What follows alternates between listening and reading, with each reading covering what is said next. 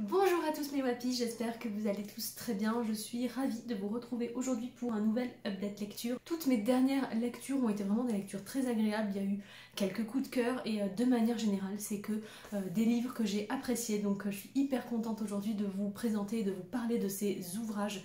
On a de la lecture engagée, on a du manga, de la BD. C'est parti!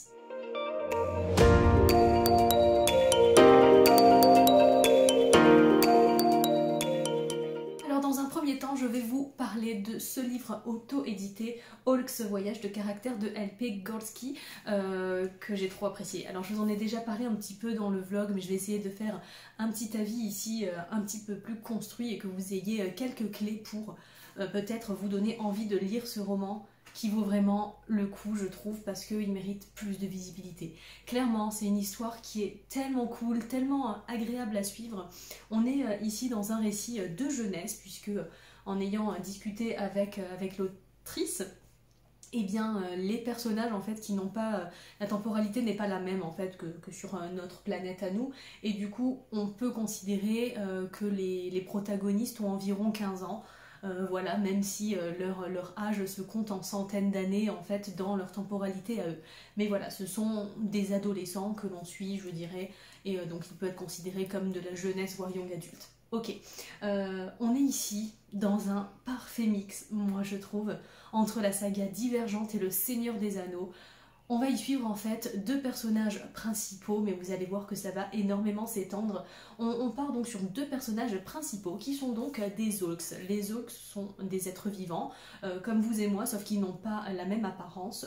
Voilà, ils ont une apparence qui est bien décrite dans le livre. Chaque Hulks a des caractéristiques différentes et sont vraiment uniques, voilà. Et on part du principe en fait que les Hulks sont répartis dans leur monde dans des villages, voilà, et chaque village va avoir en fait une particularité, chaque village va être relié à un arbre naissance, chaque Hulk en fait qui va découler de cet arbre naissance, qui va naître de cet arbre, va être associé à un caractère.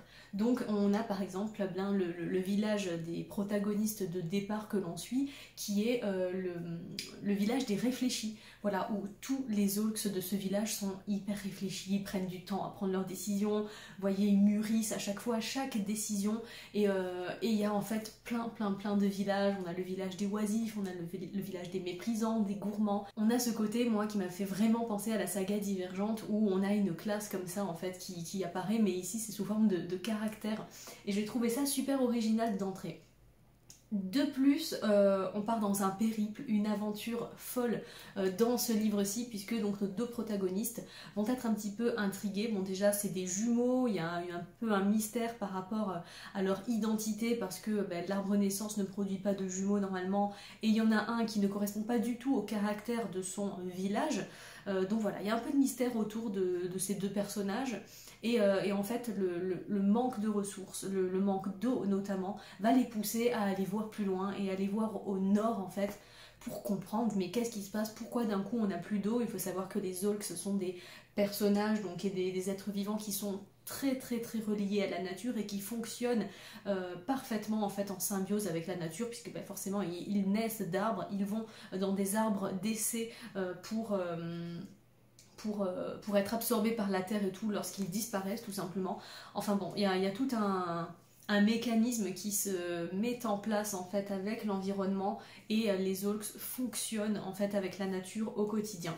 Donc tout ça c'est très bien expliqué, et quand le manque d'eau commence à se faire ressentir, on se dit qu'il y a un problème. Pourquoi, qu'est-ce qui se passe plus haut, et donc on essaye d'aller trouver ces causes, sauf que voilà, les deux personnages pour aller au nord vont devoir traverser tout un tas de villages, et là on rentre dans une aventure, dans un périple qui est trop bien, et on va former petit à petit une communauté où il y a des liens d'amitié qui vont se tisser, et alors voilà, on n'a pas la même quête du tout que le Seigneur des Anneaux, dans le sens où on n'a pas je dirais, la destruction d'un objet pour sauver le monde, mais clairement on a un périple pour comprendre qu'est-ce qui se passe et qu'est-ce qui meurtrit un petit peu bel environnement, et j'ai trouvé ça hyper intéressant, notamment par tous les liens que ça tisse, par tous les questionnements engagés qu'il propose, parce que franchement on a des réflexions qui sont des fois très brèves, mais comme par exemple des petits pics sur le fait qu'il y ait beaucoup moins d'insectes.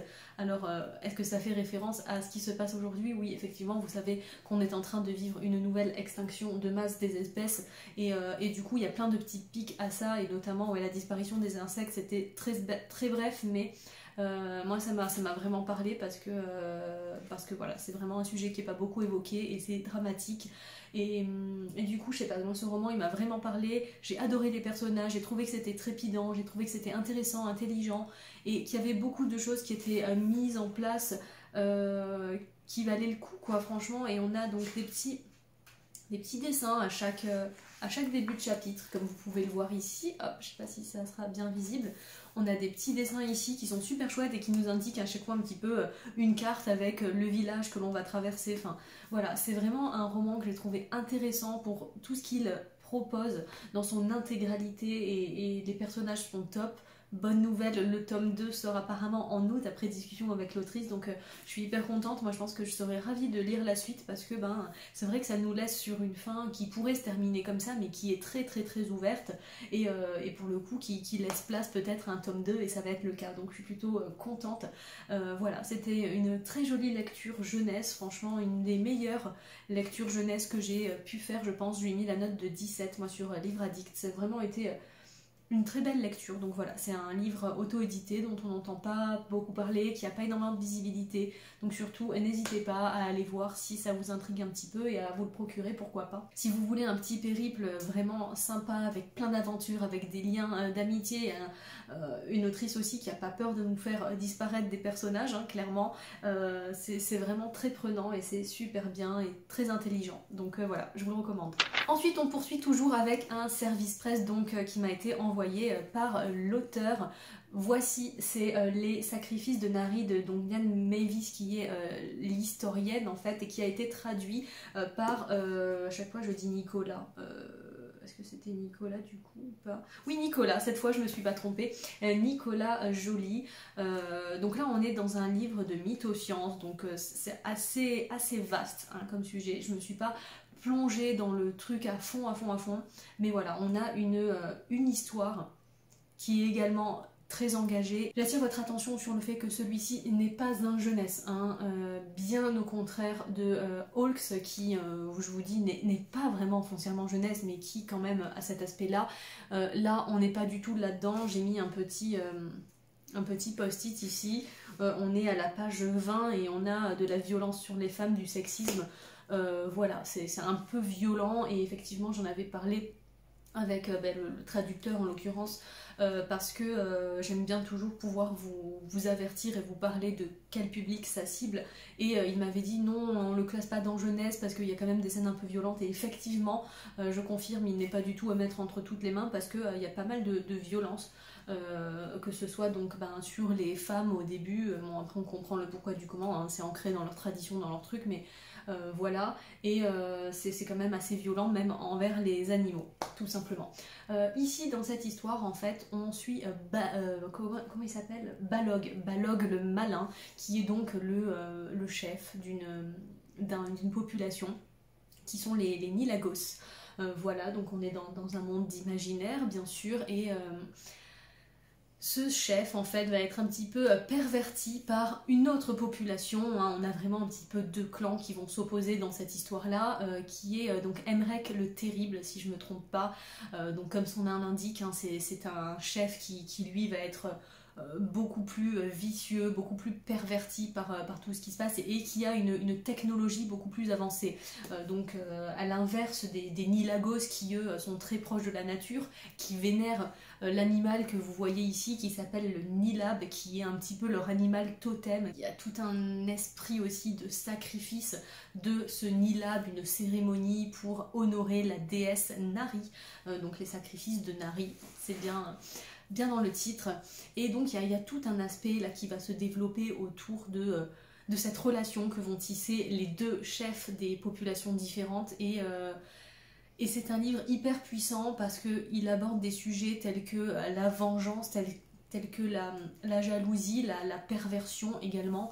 Et effectivement, c'est un roman très engagé au niveau environnemental. Moi, vous le savez, hein, c'est vraiment des sujets que j'adore et j'aime énormément lire des livres engagés en fait à ce propos, qui font des petites piques, qui simplement font réfléchir au rapport que l'on a nous avec la nature. Et donc dans ce livre, j'ai trouvé que c'était fort bien. En tout cas, Balog le malin va être un petit peu du coup perverti par Emrek le terrible et notamment par son aura, hein, qui est un chef très exigeant et qui est lui avancé au niveau de la technologie. Il y a plein de technologies différentes qui sont mises en valeur et il va vouloir en fait évoluer, ce désir en fait d'évoluer tout en détruisant tout ce que l'on a déjà de parfait et d'équilibré. Et ça pose ces questions qui sont très importantes du coup de qu'est-ce que l'on doit retenir, jusqu'où on doit pousser nos efforts pour évoluer en fait, à quel point on doit détruire notre environnement, voilà, ça pose plein de questions différentes et c'est un livre qui essaye de mettre en valeur le fait que l'on peut évoluer, on peut être dans la vague tendance, je dirais, tout en respectant notre environnement, tout en étant, je dirais, bienveillant avec celui-ci, en étant moderne également, parce qu'on peut tirer profit et bénéfice de la nature tout en la respectant et en étant moderne, en vivant avec notre temps. Et c'est un petit peu la grosse morale, moi, que j'ai retenue de ce livre. Et vous allez voir qu'il y a plein d'autres choses, hein, clairement, dans ce bouquin, mais voilà, ça essaye de montrer ça. Il y a eu énormément d'appui sur le sacrifice aussi, parce que c'est vrai que ça a été très répandu, hein, les sacrifices dans plein d'ethnies, de peuples différents. Les sacrifices étaient de mise pour honorer les différents dieux ou les différentes déesses aux différentes croyances en fait, tout simplement. Et c'est vrai que là on a ce principe qui revient toujours, et moi ça me fait penser à ces massacres de globicéphalosyl Féroé par exemple, qui sont absolument abominables. Je sais pas si vous avez déjà vu des images, mais c'est des rites, des rituels censément pour des raisons mais inexplicables en réalité, qui continuent d'exister en fait de nos jours et quand on y réfléchit 2 secondes, mais pourquoi, au nom de quoi on continue à faire ça? Et c'est un petit peu pareil, pour moi je le mets dans le même sac pour la corrida. Je suis désolée, il y a peut-être des gens parmi vous qui vont me dire que c'est parce que c'est ancestral, parce que ça fait partie de notre culture, mais à un moment donné on sait des choses aujourd'hui qu'on ne savait pas il y a des années, il y a des siècles. Et franchement, des fois, j'ai du mal à essayer de prendre tous les arguments que les gens mettent en valeur pour défendre ce genre de pratique, ce genre de spectacle. Parce que moi, clairement, pour moi, c'est l'abattage d'un animal en spectacle, en public, comme ça, pour le fun, pour la souffrance. C'est terrible, c'est terrible, c'est terrible. Et ouais, c'est rien de plus ni moins qu'un sacrifice inutile pour moi. Et c'est vrai que j'ai du mal à y trouver des arguments positifs. Alors n'hésitez pas à me les dire en commentaire si vous en avez, mais clairement je pense que je trouverai toujours quelque chose pour contrebalancer cet avis positif. Et c'est vrai que là on parle beaucoup de ça en fait, des sacrifices et de jusqu'où il faut aller également par rapport à nos croyances. Il y a cet aspect là aussi religieux, si l'on peut assimiler ça, puisque là c'est plutôt sous la forme de vénération et de croyance dans leur déesse là particulièrement. Mais c'est un petit peu, on peut relier ça nous à la religion et à la fascination, et jusqu'où on peut aller pour faire quelque chose par religion, tout ça. Donc voilà, ça c'est un livre qui est plein de propos, qui est très intéressant, qui m'a plu, hein. Je crois que je lui ai mis la note de 16, 15 ou 16, je sais plus, mais c'était une bonne lecture également, même si forcément il y a des choses qui m'ont dérangée, je vous dis, par rapport aux propos sur les femmes et à la violence, mais pour le coup c'est vrai que c'est un peuple qui est un petit peu violent dans ce domaine-là, et bon, ça expliqué, ça fait partie du mythoscience, donc ça reste, ça va, c'est pas comme si c'était un ouvrage contemporain, vous voyez. Donc voilà, j'ai bien apprécié, et c'est vrai que c'est un ouvrage qui met en valeur plein de sujets intéressants, et ça parle pas que de l'environnement, il y a plein de choses là-dedans, mais c'est vrai que le fond est là, et ça nous fait poser plein de questions sur ce que l'on fait, sur ce que l'on continue de faire par croyance, par respect des cultures, alors qu'on peut tellement évoluer en respectant mieux tout ce qui nous entoure en fait. Donc voilà, c'est un roman qui est très intéressant et que je vous conseille. Donc ensuite, c'est terminé pour les romans. Je vais vous parler maintenant de 3 mangas que j'ai lus et de 2 petits extraits. Et ensuite de 2 BD. Alors, dans un premier temps, j'ai lu cet extrait de ce manga-là qui s'appelle End, donc c'est de Mari Okazaki, c'est chez Kana. Et donc ça nous conte l'histoire d'une jeune femme qui a beaucoup de mal dans ses relations physique, qui est dégoûtée en fait par le contact avec autrui, donc ça va être un petit peu compliqué pour cette jeune femme. Elle est dans le milieu médical en plus, donc bon, c'est pas évident, et jusqu'à ce qu'elle retombe par un grand hasard sur un... Hop, je vous le montre. Juste là, sur un fameux jeune homme du coup qui était avec elle au collège ou je sais plus, mais à l'école quoi. Et ce mec, il est devenu chef d'entreprise de sa propre boîte, il a vachement évolué, c'est un peu un nerd en fait, il est très très fort en informatique. Et voilà, elle va rencontrer ce type et plein d'autres personnes au sein de la boîte du coup. Et ça évolue comme ça, sauf que bon forcément moi c'est pas qu'un petit extrait, mais c'est pas un extrait qui m'a donné envie de lire le manga. Voilà, clairement c'était plutôt sympa mais sans plus pour moi. Donc voilà, si ça peut peut-être vous intéresser d'en savoir plus de votre côté, mais pour moi ça n'a pas été le coup de cœur pour cet extrait. Par contre les amis, cet extrait là m'a donné mais clairement envie d'acheter la BD et de la dévorer. Oh là là là là là là. Il s'agit de Lightfall, donc de Tim Probert, La Dernière Flamme. C'est magnifique. C'est édité chez Gallimard, je crois. Oui, Gallimard bande dessinée. Mais qu'est-ce que c'était bien! J'ai trop envie de découvrir la BD. Franchement, je pense que c'est un de mes prochains achats BD. C'est sûr. On suit une petite fille en fait avec son... Est-ce que c'est son papa ou son... Je sais plus si c'est son papa. Bon, je me rappelle plus si c'est son papa, son mentor, bon bref. C'est une sorte de cochon là. Comme ça. Et les dessins, ils sont absolument magnifiques. Attendez, je vous montre quelques planches. Regardez-moi ça. Je vous en avais parlé dans mon dernier vlog aussi, mais ça a vraiment été un coup de cœur et c'était un tout petit extrait. Hein. Et donc voilà, on suit cette jeune fille. Il y a ce côté un petit peu alchimie parce que... donc je dirais son papa, mais je suis pas sûre de ça, lui demande d'aller chercher des petits ingrédients dans la forêt, tout ça. Regardez, elle va donc à la recherche, elle fait de la cueillette, elle récolte, elle met ça dans son petit journal. Il y a des panoramas, des paysages magnifiques. C'est une BD qui a une ambiance, une colorimétrie absolument magnifique. Et elle va faire la rencontre d'un personnage assez atypique qui a l'air complètement attachant.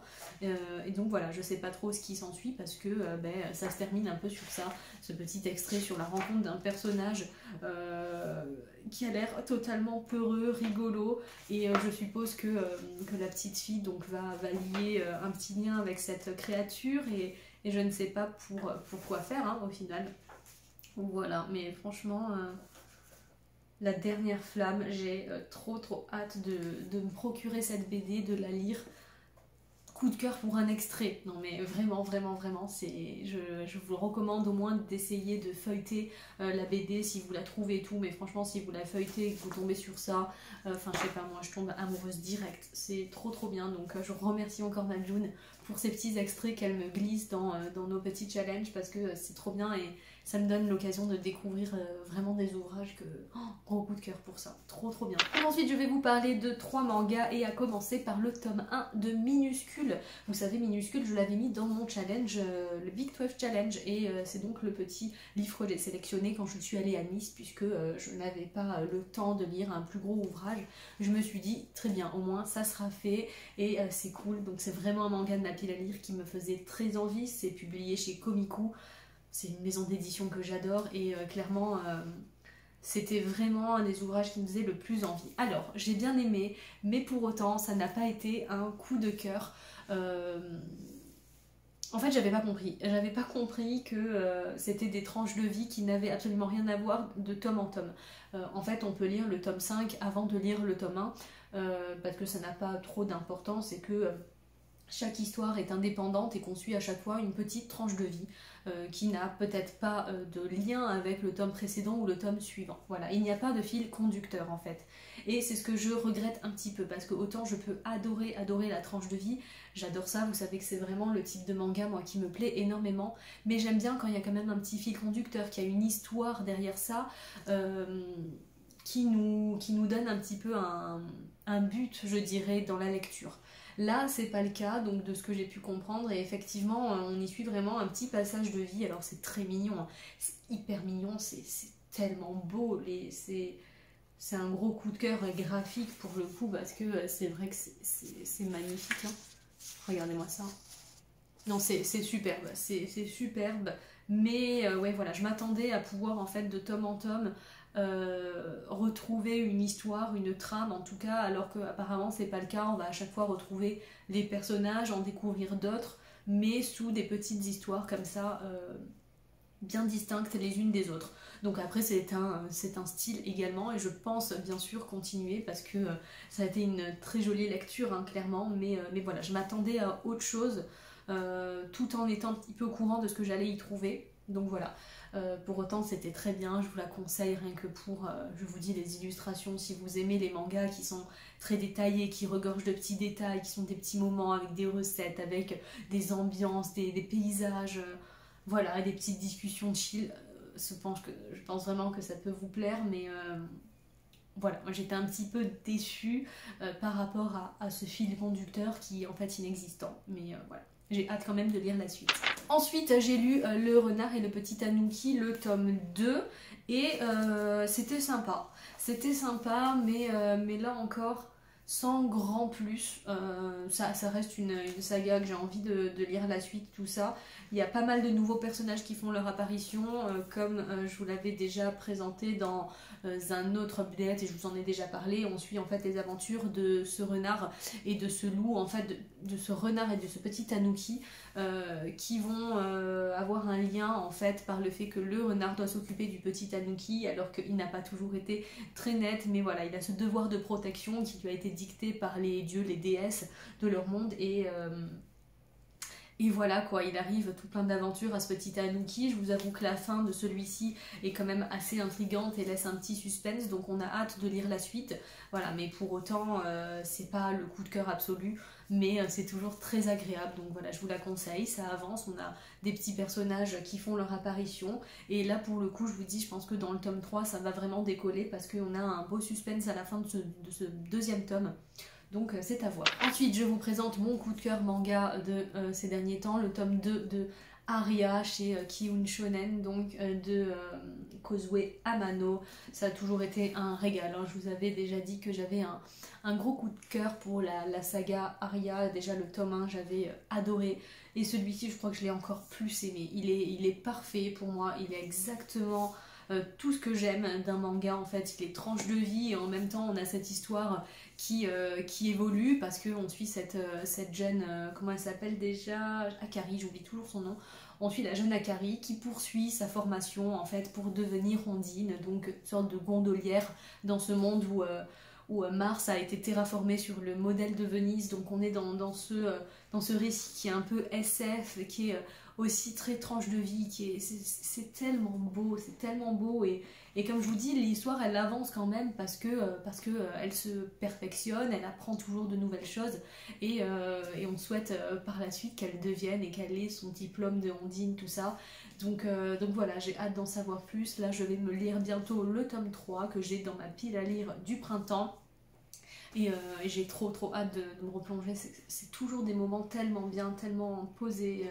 C'est magnifique. Dans ce deuxième tome, il se passe en automne, chose que je ne savais pas avant de le débuter. Mais clairement, après, il engage un peu sur l'hiver, et c'est magnifique. C'est magnifique, je vous le conseille absolument, vraiment. Si vous aimez les récits tranches de vie, un peu SF, dans un autre monde, avec des personnages qui sont attachants, un fil conducteur sympa, avec un apprentissage, avec une sorte de récit initiatique en plus autour. Enfin, c'est hyper beau, j'adore cette saga, et c'est vraiment une de mes sagas préférées. Je suis ravie d'avoir poursuivi, et j'ai hâte de plonger dans le tome 3. Mais celui-ci, le tome 1 a été parfait, mais alors celui-ci est encore plus parfait pour moi, donc vraiment un gros coup de cœur.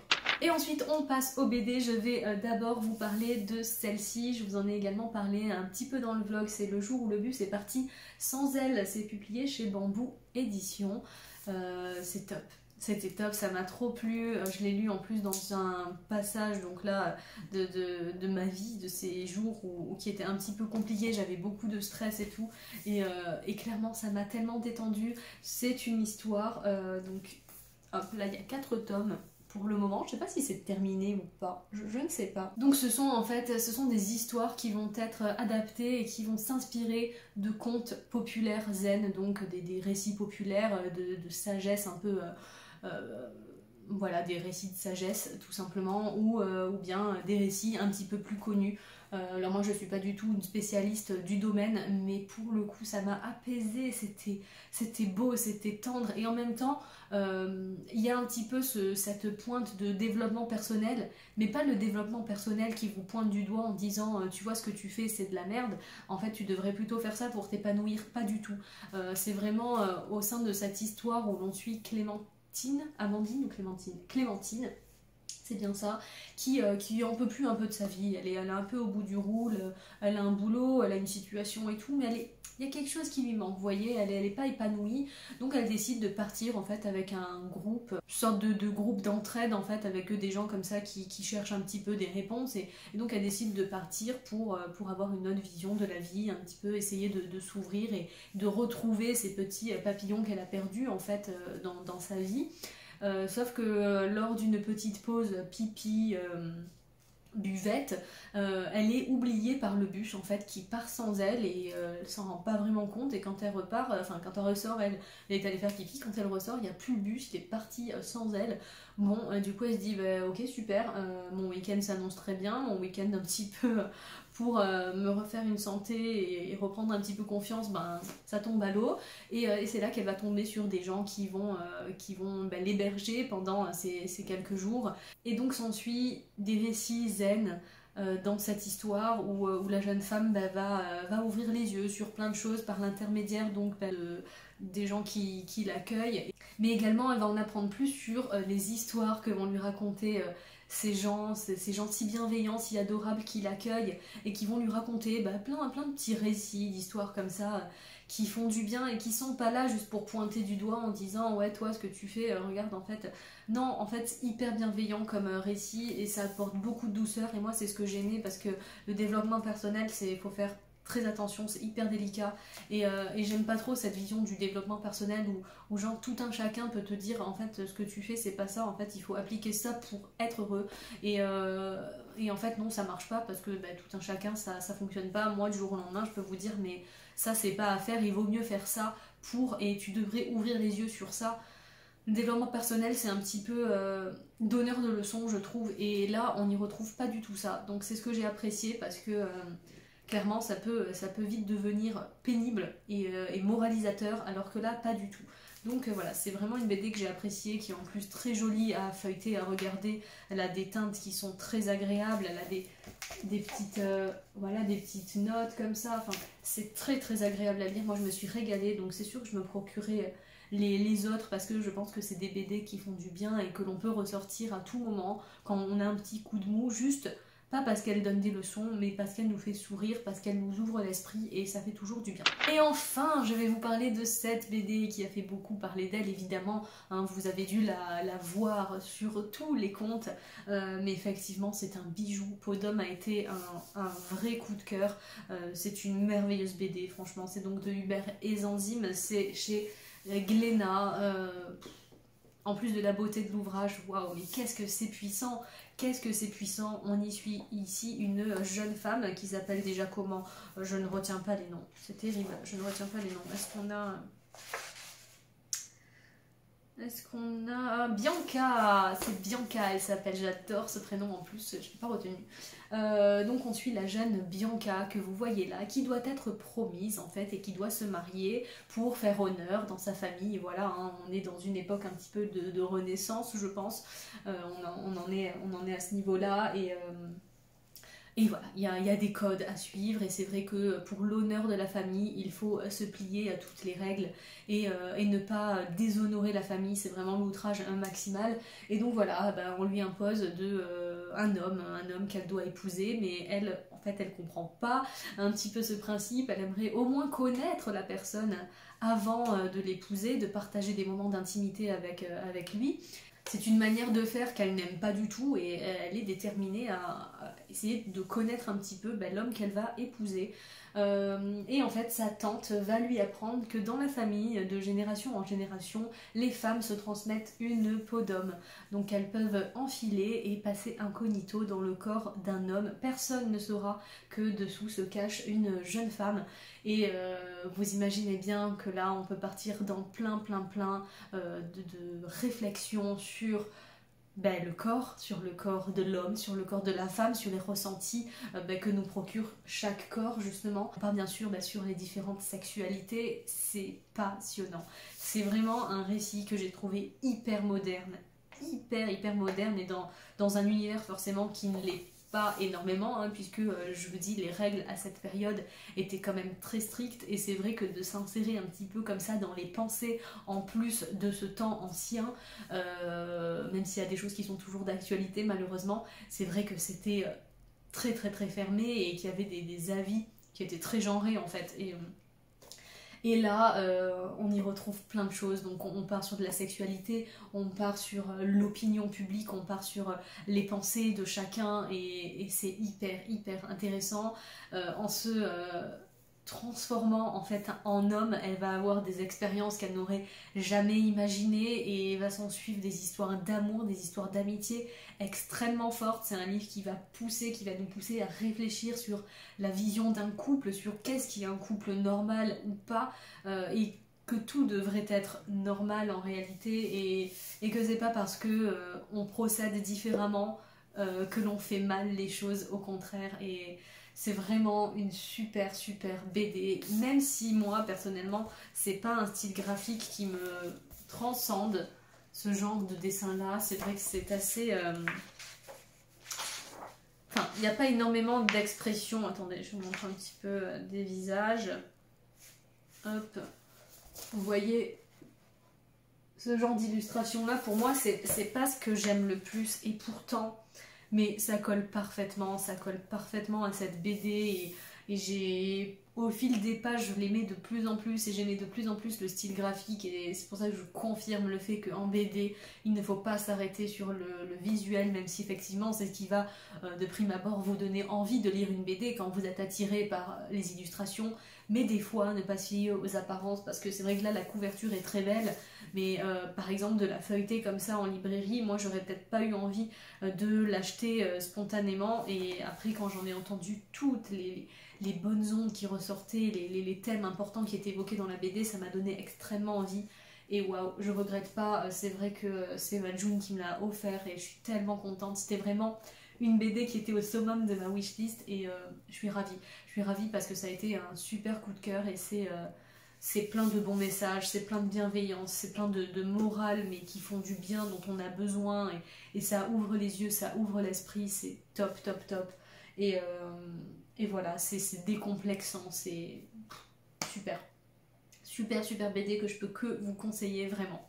Et voilà mes wappies pour cette update lecture, j'espère que vous aura plu, pour le coup vraiment que des bonnes lectures, comme je vous ai dit, que ce soit les romans qui étaient du coup pour le coup thématiques engagés et auto-édités pour cette dernière lecture, mais franchement c'est vraiment deux petits romans qui m'ont plu et que j'ai trouvé très intéressant dans tous leurs propos. Les mangas c'était du bonheur franchement. Et le côté BD c'était vraiment parfait, c'était des BD qui dégageaient de bonnes valeurs, de bonnes choses. Voilà, c'était vraiment de bonnes lectures récemment et je poursuis parce que j'ai lu Anne ces derniers temps, on en reparle dans le futur update lecture bien sûr, mais voilà, c'est vrai que des bonnes lectures en ce moment, je lis pas énormément mais quand je lis c'est des bonnes lectures, donc ça c'est plutôt cool. Moi je vous dis à très bientôt pour de prochaines vidéos, n'hésitez pas à garder en tête que les passions n'ont pas d'âge et puis je vous fais à tous de gros bisous, vivez-les à fond, je vais pas terminer ma phrase, ciao tout le monde.